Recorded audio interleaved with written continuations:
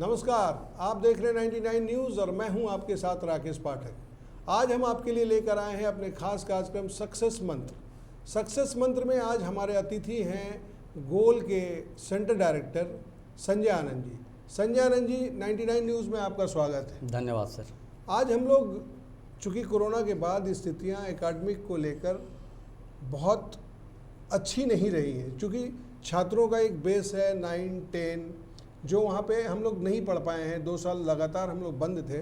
तो और ऐसे में अभी बोर्ड के कक्षाएं भी, परीक्षाएं भी चल रही हैं और मेडिकल नीट की परीक्षा में 75 दिन और जेई मेंस की परीक्षा में 50 दिनों का समय है। तो ऐसे में जो छात्र बोर्ड का एग्ज़ाम दे रहे हैं वो बोर्ड के एग्ज़ाम के साथ साथ प्रतियोगी परीक्षाओं के बीच तालमेल को कैसे बैठा पाएँ, आप कुछ टिप्स दें उनको। बहुत अच्छी क्वेश्चन आपने राकेश जी किया है और सच है कि 9th बेस है 11th का, 10th बेस है 12th का और बच्चे की 2 साल स्टडी अगर प्रभावित हुई है तो बच्चे का जो बच्चे 12th का भी एग्ज़ाम दे रहे हैं उनका भी 11th 12th की बहुत अच्छी स्कूलिंग नहीं रही।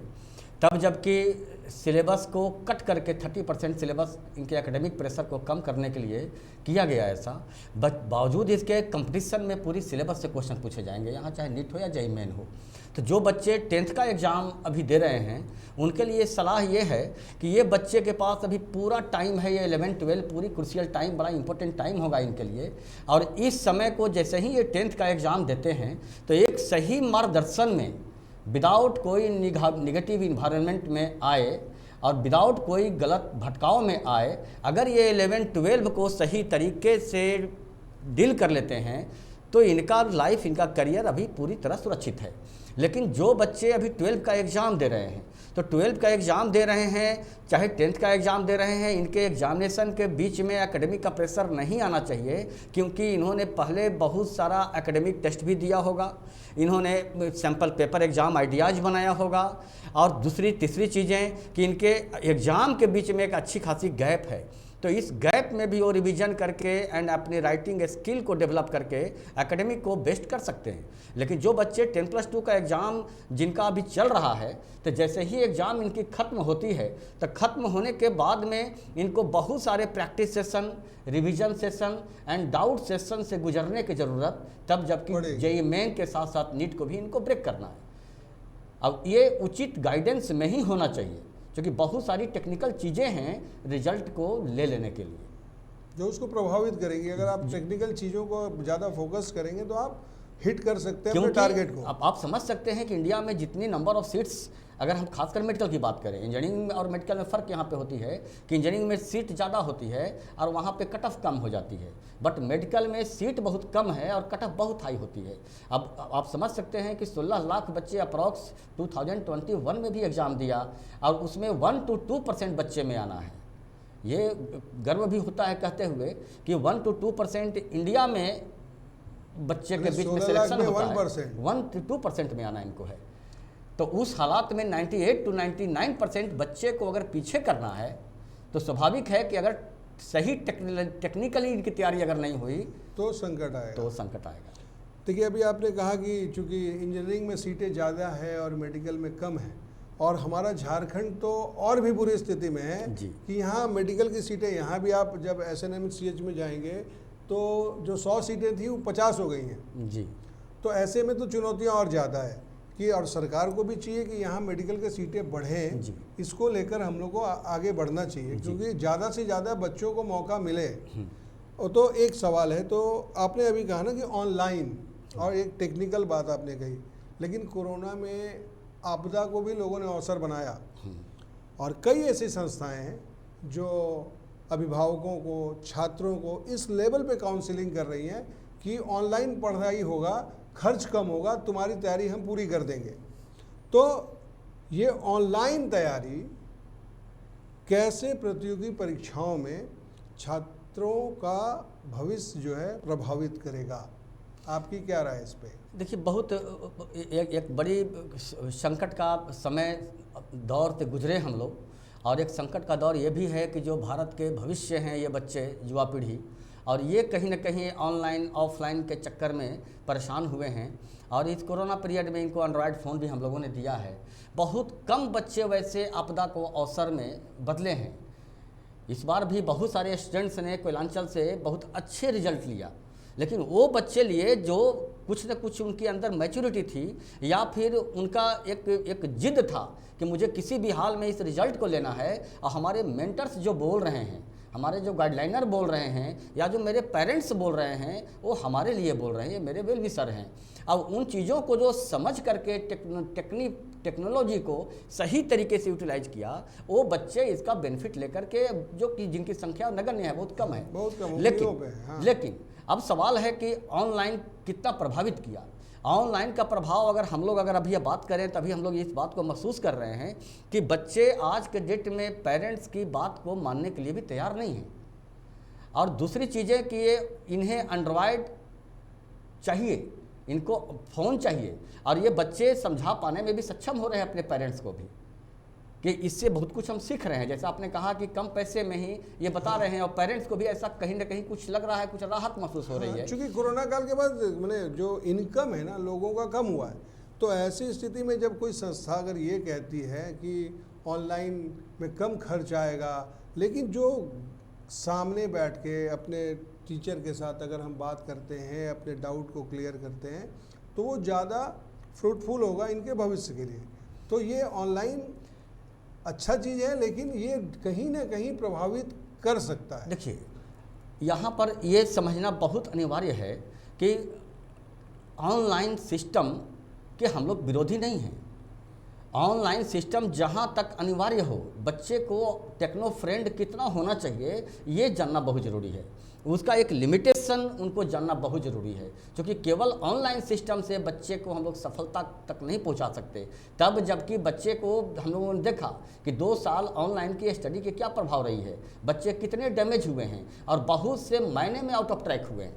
तो इन बच्चों को अगर हमें कंट्रोल करना होगा और अगर इनको सही रास्ता दिखाना होगा, तो ऑनलाइन के लिए अगर इनको लगता है तो कुछ समय के लिए इनको केवल प्रोवाइड किया जाए। अदरवाइज यहाँ पर पेरेंट्स, टीचर्स सबकी एक बड़ी जवाबदेही और जिम्मेवारी है कि बच्चे पर वो निगाह रखें, क्योंकि अगर वो ना रखेंगे तो बच्चे केवल ऑनलाइन के माध्यम से जितना ये बेनिफिट नहीं ले रहे हैं, इससे कहीं बहुत ज़्यादा नुकसान हो रहा है। क्योंकि इसकी वजह से बच्चे फेसबुक पे जा रहे हैं, व्हाट्सएप पे जा रहे हैं, इंस्टाग्राम पे जा रहे हैं, कभी कभी इनकी संगत गलत हो रही है, मैक्सिमम की हो रही है, जो चैटिंग में चले जा रहे हैं। तो इन बच्चों का भविष्य कल के डेट में उन पेरेंट्स को जिनको अभी लगता है कि हम कम पैसे में मेरा बच्चे ये पढ़ ले रहे हैं, अच्छा हो जा रहा है, कल के डेट में उनको इसका खमियाजा भुगतना पड़ सकता है।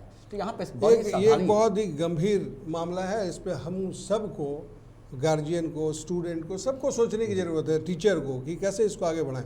अब सवाल ये है संजय जी कि अब तो जो है सो है, जो व्यवस्थाएं हैं वो इतनी जल्दी अब नहीं ख़त्म होने वाली है, लेकिन हम लोग उस दिशा में पॉजिटिव प्रयास कर सकते हैं। अभी एक सवाल था आपसे कि अभी जो नेट और मेडिकल के एग्ज़ाम्स हैं उसको लेके all India test, spot test, DPP जैसे प्रैक्टिस सेशन कितना ज़रूरी है स्टूडेंट्स के लिए? ये बहुत अनिवार्य है। एग्ज़ाम JEE मेन ऑनलाइन होगी, जो 21 जून से स्टार्ट होने जा रही है, एंड 17 जुलाई को नीट होने जा रही है, जो ऑफलाइन होगा। ऑनलाइन एग्ज़ाम हो या ऑफलाइन एग्ज़ाम हो, जहाँ ऑफलाइन है वहाँ तो और ज़्यादा ज़रूरत हो गई ऑफलाइन प्रैक्टिस की। तो AITS, स्पॉट टेस्ट, DPP या इस तरह के बहुत सारे क्वेश्चन बैंक्स जो बच्चों से हम लोग प्रैक्टिस करवाते हैं, वो लास्ट पीरियड में प्रैक्टिस, एक शुरुआती दौर होता है जब बच्चे क्लास करते हैं, और क्लास के बाद देन घर में जाते हैं, क्वेश्चन बनाते हैं, डाउट्स क्लियर करते हैं। लेकिन अब का पीरियड है कि इनको रिवीजन के साथ साथ क्वेश्चन की प्रैक्टिस और मैक्सिमम क्वेश्चन प्रैक्टिस, और क्वेश्चन प्रैक्टिस के द्वारा पूरे सिलेबस पे पकड़ बनवाने का सिस्टम, ताकि वो टेस्ट देंगे तो एनालाइज करेंगे कि मेरी कमियां कहाँ हैं, और उस वीक पार्ट पे काम करने का सिस्टम। यानी कि एक प्रॉपर रूटीन भी इनके पास होना चाहिए कि एवरी डे का टारगेट हमारा क्या है, और उस टारगेट के हिसाब से रिवीजन भी, उस टारगेट के हिसाब से डाउट्स क्लियर करने का सिस्टम भी, और उस टारगेट के हिसाब से every day number of question का प्रैक्टिस भी। ये बहुत अनिवार्य है रिजल्ट के लिए, इसके बगैर बच्चे सफलता तक नहीं पहुँच सकते। ये तो सही आपने जो कहा वो एक बहुत ही ज़रूरी टिप्स है छात्रों के लिए और अभिभावकों के लिए भी, चूँकि आप जो पढ़ा के भेजते हैं, ये अभिभावकों की भी जिम्मेवारी है कि वो उस पर ध्यान रखें कि उसका बच्चा कितना तैयार हो रहा है खुद को। अब एक बहुत कॉमन सवाल है, चूँकि अभी बच्चे 10th 12th देंगे, पहली बार जब बैठता है एग्ज़ाम में कोई, तो उसके अंदर एक भय रहता है कि कैसा क्वेश्चन आएगा, क्या होगा। तो सबसे बड़े उनके अंदर में बहुत से निगेटिव सवाल आते हैं उनके जहन में जी। तो ऐसे निगेटिव सवालों से बचने के लिए जो उनके दिमाग में आ रहे हैं, इसको लेके उनको क्या करना चाहिए, आपकी राय क्या है? देखिए, सबसे पहले तो ये टीनेजर हैं, इनमें उतनी मैच्योरिटी नहीं है, तो सबसे पहले इनके अंदर कोई भटकाव नहीं होना चाहिए। दूसरी कि इनकी संगत बुरी नहीं होनी चाहिए। एंड थर्ड कि इनके पेरेंट्स का भी पेरेंटल रोल, चूँकि इंस्टीट्यूशन में बच्चे कुछ समय के लिए होते हैं, बाकी वो घर पे होते हैं, तो एक पेरेंटल केयर की ज़रूरत, क्योंकि घर का भी माहौल एक पॉजिटिव बनाना बहुत ज़रूरी। घर के पेरेंट्स को भी बच्चे पर निगाह रखते हुए उसको मोरल सपोर्ट की ज़रूरत, कि डरने की ज़रूरत नहीं है। और हम लोग तो ये बताते हैं, और हम लोगों ने ये देखा है कि जो बच्चे अपीयरिंग होते हैं, आप ये जानते हैं कि जेई मेन या जेई एडवांस में अभी 3 चांस लिमिट हैं, 3 चांस से बच्चे एग्जाम दे सकते हैं। जेई एडवांस में 2 चांस था, लेकिन 1 चांस कोरोना पीरियड में बढ़ा दिया गया, तो 3 चांस हो गई। बट मेडिकल में नो चांस लिमिट है, अनलिमिटेड है ये। लेकिन यहाँ पर पेशेंस रखने की ज़रूरत। बच्चे को लगता है कि जो पहले से पढ़ाई कर रहे हैं या 1 साल जो तैयारी कर चुके हैं, हमसे आगे बढ़ गए हैं। सच है कि वहाँ पर डरने की ज़रूरत नहीं, चूँकि जो बच्चे अपीयरिंग होते हैं उनको गिरने का डर नहीं होता है। उनके पास उत्साह, ऊर्जा और उमंग बहुत ज़्यादा होता है, और उस उत्साह, ऊर्जा, उमंग को केवल एक सही दिशा दे करके कॉन्फिडेंटली अगर काम करें, तो हम लोग ये समझे हैं कि अपीयरिंग या जस्ट करेंट पास आउट बच्चा ही मैक्सिमम टॉप 10 कॉलेजेस में जाते हैं। तो बच्चे को इसको भरोसा रखना होगा, और पेरेंट्स को भी उस पर भरोसा दिलाना होगा। मैंने कहा, बीच में केवल उनका भटकाव नहीं होना चाहिए, गलत संगत नहीं होनी चाहिए। माने पॉजिटिव लोगों से मिलें और घर का माहौल भी पॉजिटिव रहे और संस्थान का माहौल भी पॉजिटिव रहे, तब जाके हम इसे सही क्रैक कर सकते हैं चीज़ों को। तो आपने देखा कि संजय जी ने हमें हर बिंदु पर बताया, और चूंकि ये मेरा प्रोग्राम सक्सेस मंत्र हर रविवार को शाम 5 बजे आपके लिए हम लेके आएंगे, तो फिर हम दूसरे एपिसोड में हम संजय आनंद जी से आप कुछ नए सवालों के साथ बात करेंगे। तब तक के लिए हमें दीजिए इजाज़त। नमस्कार। धन्यवाद सर।